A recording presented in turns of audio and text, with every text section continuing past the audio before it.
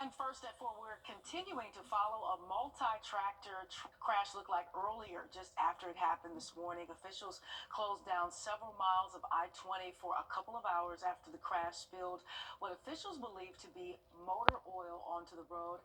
And as you can see, one truck is rolled on its side in the middle of the road, and the other is there in the median. Your Sydney Hood has been live at the scene pretty much all day today, where officials have just opened up all lanes of traffic again. And Sydney, what do you see out there as of this hour? Well, Courtney, if you take a look behind me, it's a completely different scene than what we saw out here earlier. I'm going to step out of the way so you can get a better look at it for yourself, but you see the lanes of I-20, you see traffic moving, you see both of these lanes are open, and I'm going to point your direction to the median of the interstate. You can see we've got 3 trucks parked there. We've got the head of a truck leading the line, and then 2 tractor trailers behind that truck right there. We aren't too sure what these trucks' involvement was in the accident or if they had any involvement. Those trucks have been parked there since we got back out here on the scene at around 3:30. But whenever I was out here earlier around 1 o'clock, there was a trailer that was kind of blocking the interstate, kind of standing in the middle, and there were crews that were going in and out of that trailer.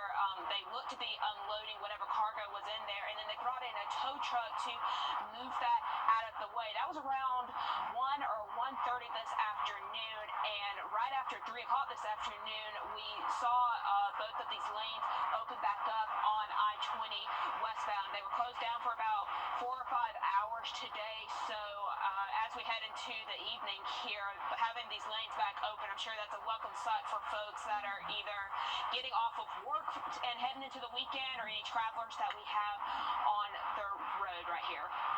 All right, Sydney, it's good to see that scene has somewhat cleared up. At least it looks like traffic is open and flowing quite nicely as we enter into the weekend, and so I'm sure folks are happy about that. Thanks so much for staying on this all day for us. We appreciate you. Also breaking in the last half hour, the Aiken County Coroner's Office says a woman died from injuries she sustained in a single car crash. This happened on Thursday night.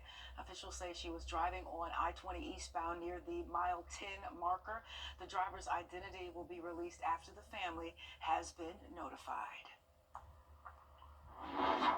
Temperatures, they will drop again, and Augusta is responding by offering daytime warming shelters.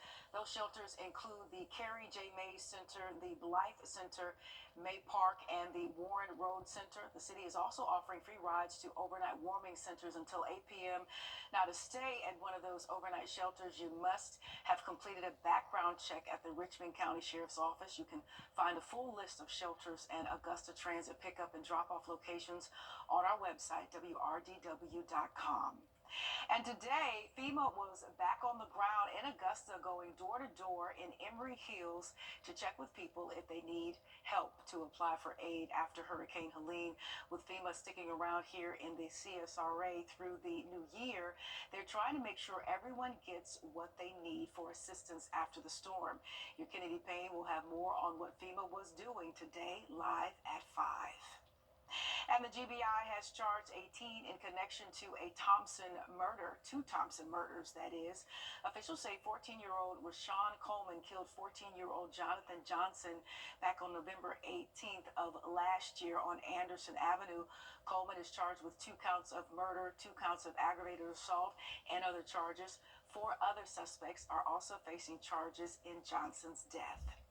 And Congresswoman Nancy Pelosi bring toys here to the News 1226 lobby for the Toys for Tots drive.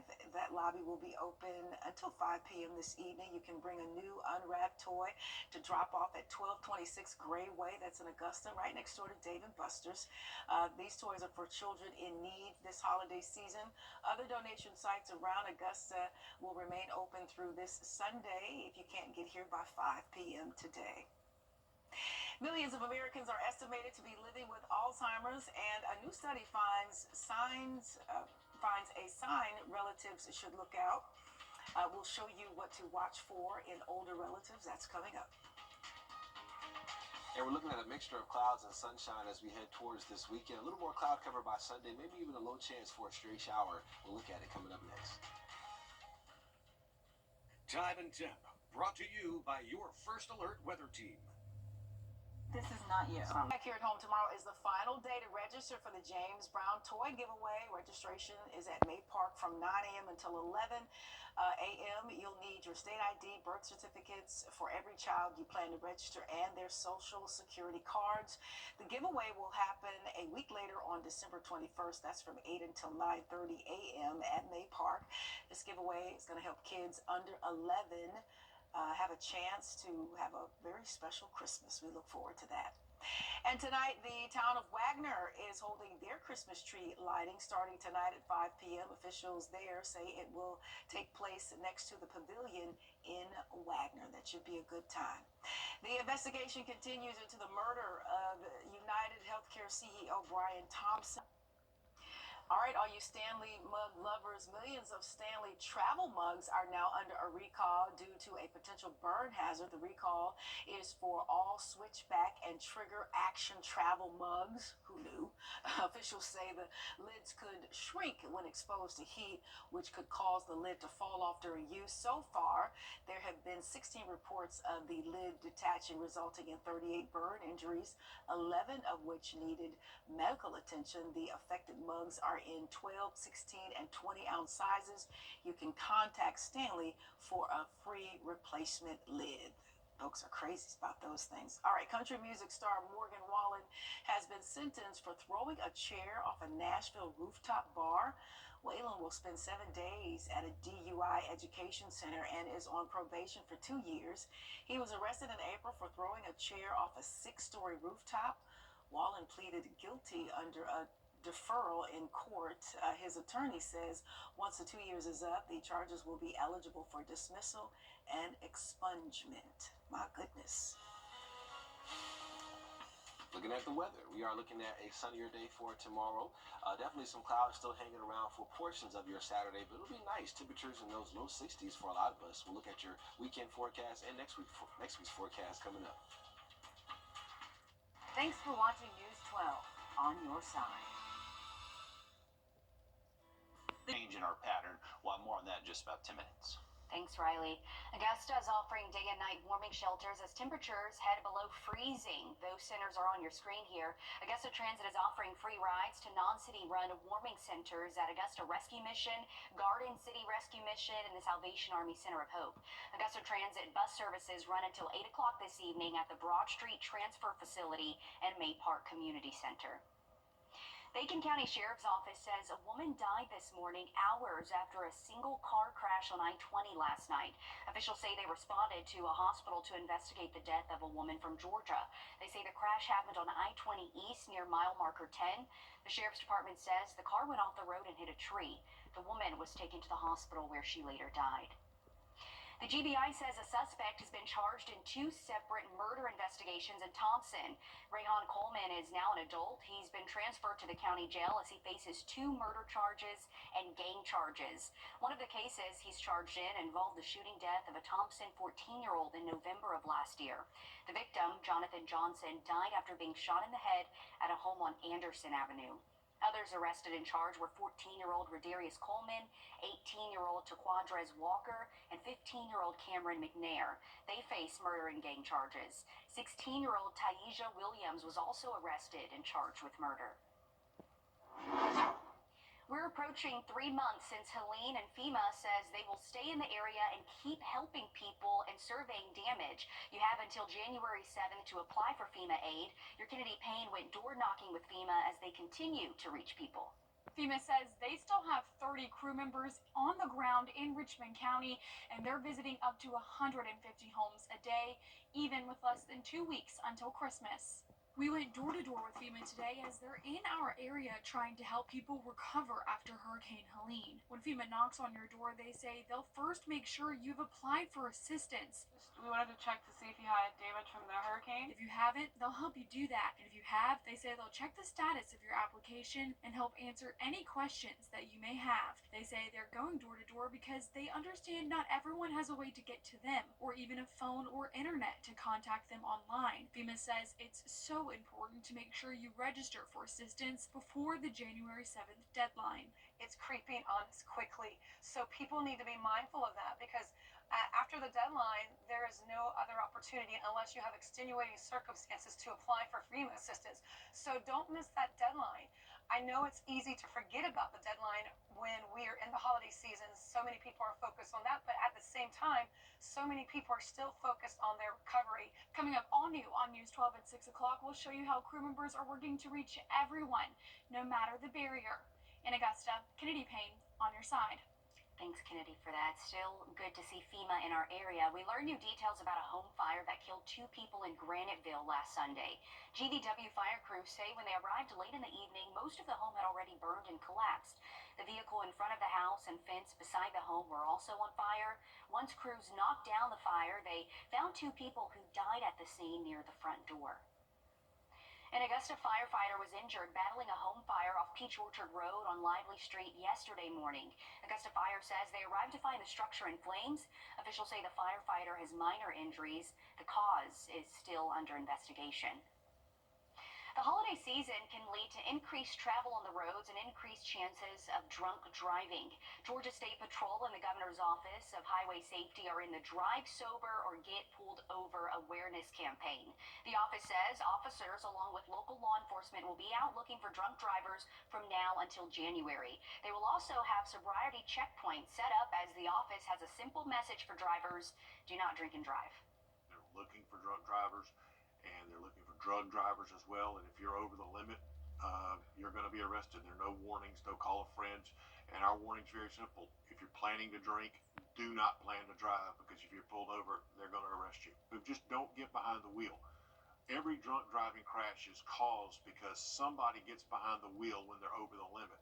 So if no one drives drunk, in theory, we will have no one being hurt or killed in a drunk driving crash. He went on to say in 2022, more than 500 people in Georgia were killed in crashes caused by a drunk driver, and that a research suggests that a DUI arrest could cost more than $10,000, involving lawyer fees and a higher insurance premium, and even cost you your job. The Orangeburg County Sheriff's Office says investigators are looking for a man who was found unable to speak in a Walmart this morning. Investigators say that man is Leroy Jenkins, right here on your screen. They say he did not have any identification on him when he was found at the store on North Road. Anyone with information should call the Communications Center or the Sheriff's Office. Officials say a gym was hit by gunfire at Jenkins Elementary School. They say it happened yesterday evening as school officials stated a gun was fired on a nearby street behind the gym and a stray bullet hit the front of the gym. No students or adults were injured, and officials say it was an isolated incident. The school had an increased law enforcement presence today. Wreaths across America is honoring our veterans for Christmas tomorrow. Family claims their 15-year-old daughter died after an ambulance never showed up to help her. New video shows Amanda Sylvester just a week ago at a recreation center in College Park, jogging with her volleyball team when she all of a sudden has a medical issue. Amanda's coaches called 911 and fire and EMS arrived to the scene, but they did not have the authorization to take her to the hospital. Amanda's family says after more than an hour of waiting for an ambulance to arrive, Amanda's mother took matters into her own hands and drove her daughter to the hospital, where she later died. Last night, Amanda's teammates and coaches wore pink to her vigil, devastated by this sudden tragedy. It was great to see everybody show up and know how much she was loved for and cared for. Even people that didn't play on the same team as her, just to know how she impacted them. All she wanted was the sisterhood from them. That's it. So them showing up for me, I feel like it did a lot. Amanda's cause of death is still unknown. An autopsy has been scheduled. Meanwhile, Grady EMS says the situation was not properly classified and they were told it was a low severity call. Now, they say an ambulance had been on the way to the rec center when Amanda's mother left for the hospital. Growing concerns out of southern Georgia, where a $5 billion investment is responsible for dozens of reported and unreported injuries. We're talking about the new Hyundai mega plant in Bryan County, west of Savannah. Our sister station WTOC spoke with two men who worked at the site from July to November of last year. Both recalled multiple unsafe situations at the site and claimed several safety violations were not reported. EMS records show that several workers refused care. According to one of the former workers, it was because they were often threatened with termination if they reported injuries. They can threaten them all they want because these workers are undocumented. Right. I mean, so they can treat them however they want to, and they do. Hyundai responded to the allegations, saying in part, quote, "Any concerns about safety are treated with the utmost seriousness, and contractors who fail to adhere to Hyundai Motor Group Meta Plant America's strict safety standards are removed from that site." Georgia Tech is getting thousands of dollars to study the impact of the biolab fire and massive chemical plume in September.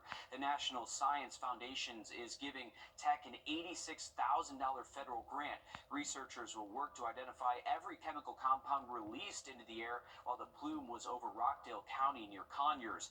Biolab says it's already responded to more than 29,000 calls related to reimbursements from that fire. Now, some state lawmakers want to put limits on who can participate in women's sports. Our Georgia State House reporter Abby Kasoris explains they're preparing legislation to keep transgender girls from playing at the college and high school level. Today, the Senate Study Committee on the Protection of Women's Sports released their final recommendations.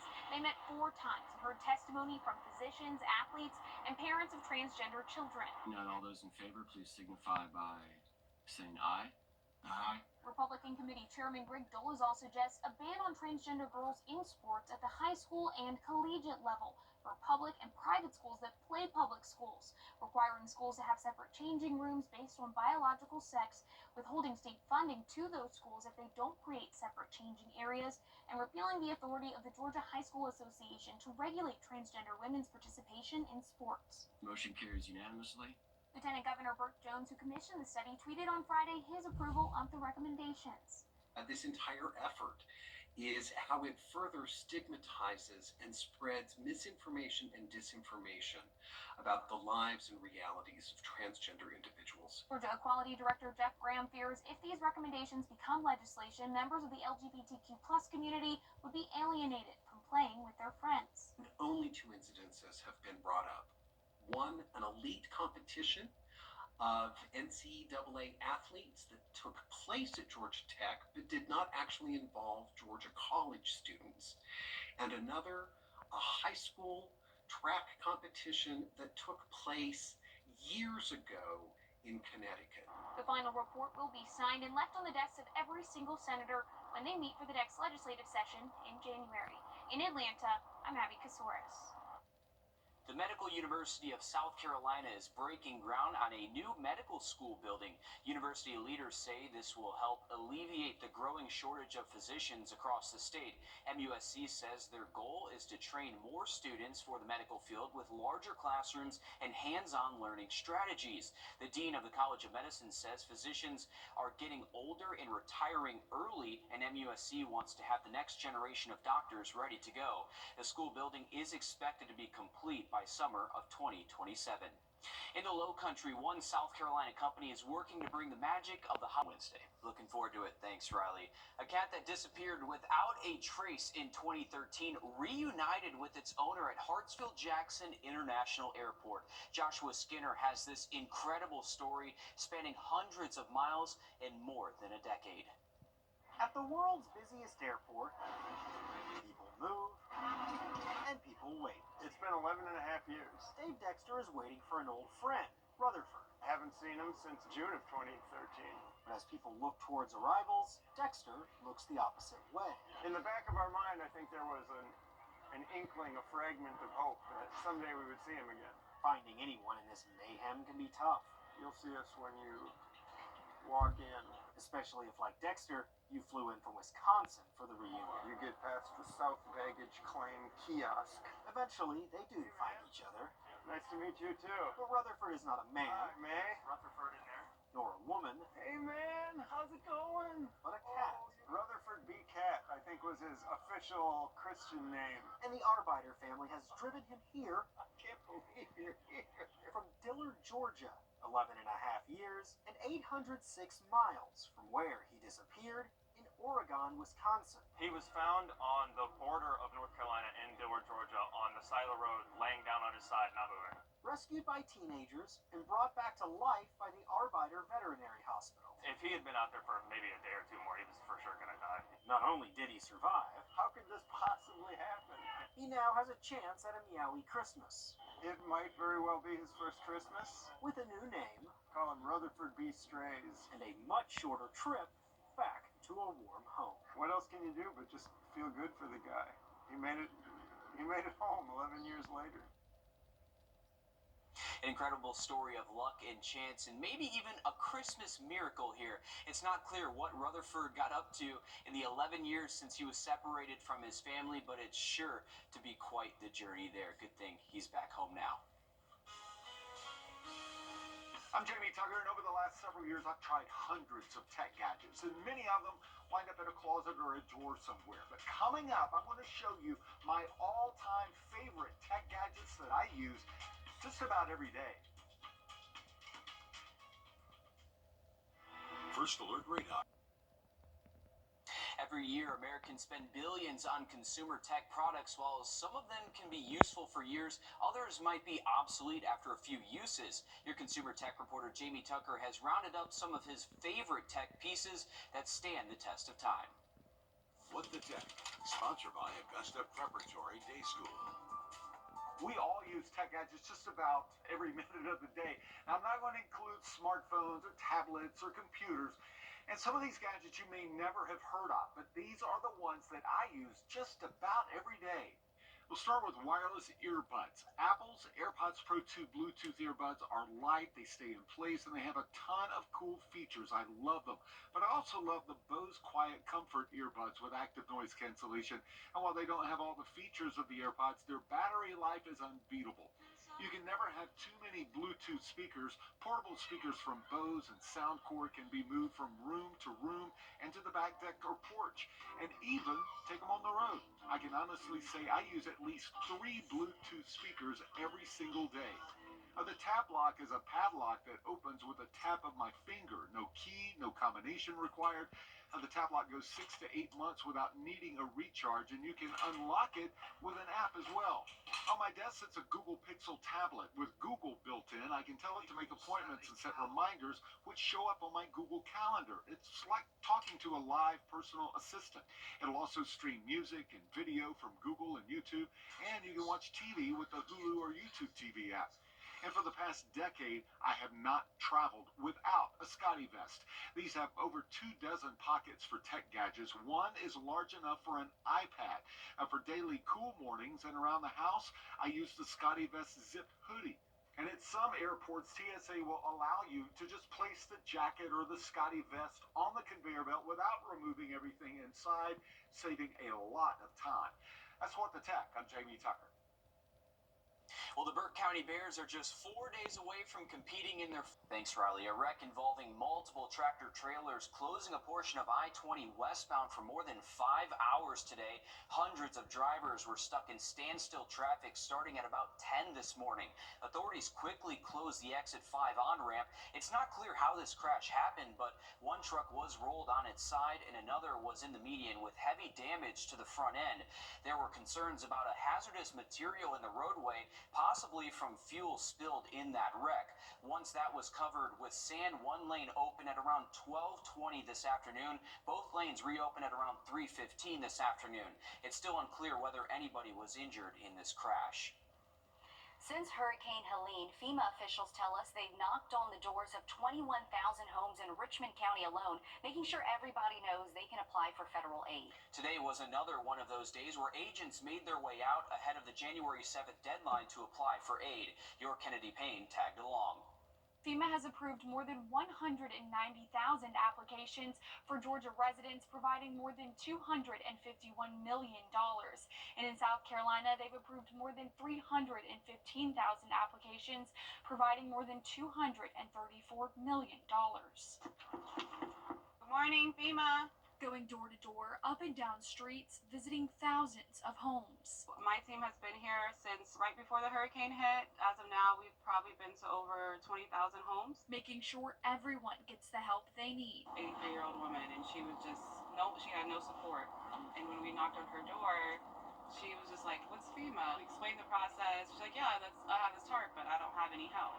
FEMA says they know not everyone can make it out to them, which is why they show up at your door. We are able to register survivors at their homes. We also can check their cases just to let people know kind of what we're waiting on. A lot of people kind of get these letters from FEMA and they just read the first line and don't know what to do next. Register by January 7th, okay? And when certain barriers are presented, we have Spanish speakers, and then we also have language lines that can assist us with survivors who use English as a second language. So I called someone on our crew to translate for me. FEMA says they understand many people in our area may have never experienced a disaster like this. For this area, it is very unusual for something like this to happen. So we know there are a lot of questions. FEMA says they'll be in the two-state area for as long as they're needed, but they also say it's important that you don't miss that January 7th deadline to register for assistance. We'll have more information on how to do that on our website at wrdw.com. In Augusta, Kennedy Payne on your side. One local school is still looking for a place to call home. Soar Academy suffered significant damage to their building off Washington Road from Hurricane Helene, which caused them to shut down for 2 months. Last week, they were able to open back up to their students at a temporary location. They're now finding solutions on what a permanent fix would look like. Kenesha Skaggs founded Soar Academy and says they've lost around 10 to 15% of their families in the 2 months they've been closed. It's been devastating for a small business like SOAR, but our facility was just severely unstable. And again, we service a 100% neurodiverse population, primarily autistic. And so having all of the changes in the building and the ceiling tiles falling and the rain still coming in, and then there's no air, and it wasn't conducive. They're now looking to the future, and that's a permanent location. Skaggs says they recently submitted an offer on the closed elementary school, A. Bryan Mary. We would love to keep that facility as an education initiative to ensure more students reach adulthood successfully. Mary Catherine Gorlick enrolled her daughter Cora in SOAR 3 years ago. She says she's all on board with the academy purchasing a facility so more parents will experience what she has. That's the best part is other parents getting to feel that confidence that their student is somewhere that works for them, like I get to. Cora says she was behind at her previous school, and after coming to SOAR, that's changed. I can say that SOAR Academy is a better option than most. SOAR Academy has proven time and time again they want to help. And from our founder, she herself has always wanted to help. Skaggs says there are around 250 families on their wait list, and a larger facility would help them serve even more students in the area. This purchase is more than just a facility. SOAR is a home. It's a safety nest for these kids. It's a safety nest for all students, honestly, but it is a place where every student is seen and heard, and their accommodations are met in the way that they need them. And certainly wishing them all the best on finding this permanent location. They're currently still at a temporary location, are fundraising for that new permanent location, whether it ends up being A. Bryan Mary or somewhere else. They are a nonprofit, so community support means everything. Absolutely. The best thing that you can do right now, especially in the holiday season, is help support some of those local businesses and organizations. And if you would like to help out in any way possible, we have their information on our website, wrdw.com. You can just find them under the Finding Solutions tab. A great organization there. Well, you're taking a live look now over Riverwatch and I-20 here with a smart out there. Still ahead, an unusual gift from the Grovetown Police Department, now helping a police station in western North Carolina. We got that story and more for you after the break. And heading into the weekend, we do look to stay dry on Saturday. By Sunday, mostly dry. We'll take a look at the forecast coming up. Time and Temp, brought to you by your First Alert Weather Team. Thanks Thanks, Riley. The Grovetown Police Department sending a different kind of Christmas present to a police department in North Carolina. This week, Grovetown PD drove up a couple of their patrol cars for Marshall PD, which lost many of its own patrol cars when Hurricane Helene swept through. Your Sydney Hood has more. No words can describe. The bones or structure of the building, if you will, still there, but most all of the inside of them had been gutted. Pictures do not capture enough. It was something that you have to see firsthand to understand the true devastation that took place there. Marshall, North Carolina, barely a dot on the map. When I say lost everything, like I said, imagine locking this building up at 6 o'clock at night and coming back at 8 in the morning and it's a concrete slab. Hurricane Helene washed everything this town had. I was able to get a town seal from Chief Brown, and so Sinorama was able to make those up, and so the cars were actually lettered up and ready to go when we delivered them this past Monday. Chief Jamie Kitchens and his team loaded up 2 of their patrol cars to deliver to Marshall, a special delivery for a special town. We don't have a whole lot here. We're nobody special, but we sure treat it like we are. We were able to FaceTime Marshall Police Chief Kenny Brown. I wish you could see these people down here working. Everyone in town is rebuilding everything. When I first stepped into this position, I was in a good spot to just kind of build onto what we already had. We had patrol cars, we had everything. When I say we lost everything, the only things that we do have still left as far as our police department goes is what was in the cars that we didn't lose. So anything they can get right now helps. A vehicle, that's huge. That's huge to us. Whether it's new or used, it doesn't matter. That allows me to put another officer back on the road. So eliminate, decrease the amount of use on one vehicle, swapping in and out, rotating equipment and gear. Sometimes it's the smallest gestures that mean the entire world. I cannot wait to get down to one of those areas, all of them, just to even shake some random person's hand, whether they know what's happened or not, and say thank you. Because that's exactly what it means. It's not enough to just say thank you. It's truly not. A simple thank you. That's the pillar of the new foundation being built in Marshall, North Carolina. Sydney Hood on your side. Wow, just seeing some of those images still out of North Carolina, it's heartbreaking, but great for Grovetown PD on stepping up and helping out that department up there. I know, I'm glad that our area could do something like that, and I think that chief really put it into perspective. All they had was what was in the cars that weren't destroyed. Yeah. I mean, really think about that. They lost everything, so for us to help in some way, it really is impacting so many people there. And that's what it means to be a community, as well as stepping up and helping one another during a difficult time. And we certainly are thinking of everyone affected and those in North Carolina. We're back after a quick break.